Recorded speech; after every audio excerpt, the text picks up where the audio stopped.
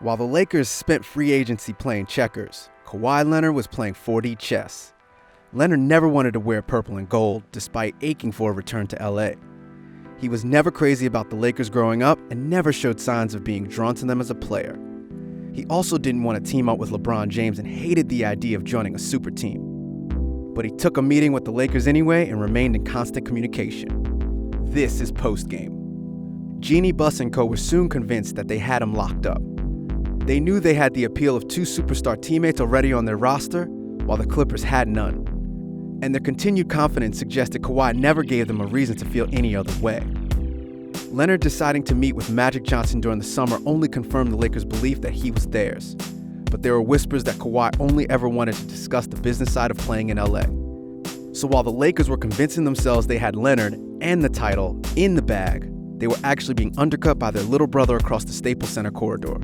And while there's no way to prove it, it stands to reason that Leonard knew exactly what he was doing.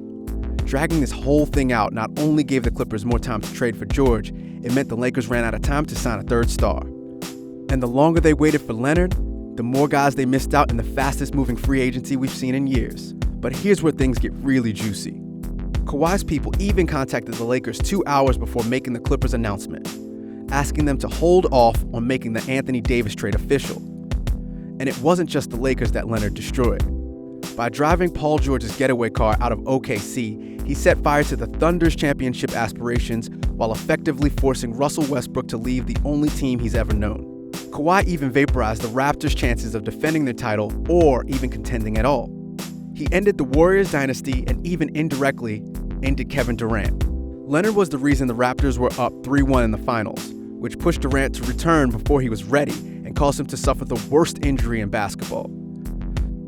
So in the span of a few weeks, Leonard sabotaged one contender and completely annihilated 3 others. Throw in the Spurs, and that's 5 contenders ticked off his hit list. So how exactly did Leonard pull this off? And what were the events that led us to this point?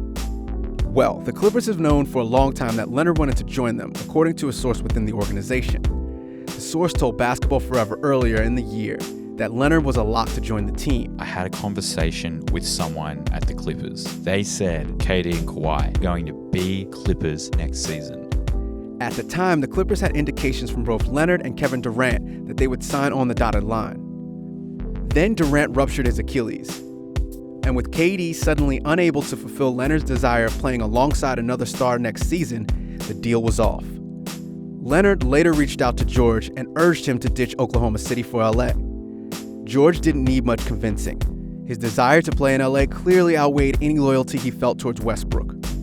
That's despite the pervasive media narrative that George's relationship with Westbrook was unbreakable and would keep him in Oklahoma City for good.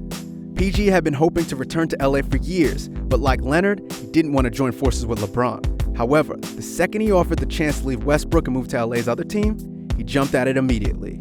And the moment he did, Kawhi's masterful plan was complete.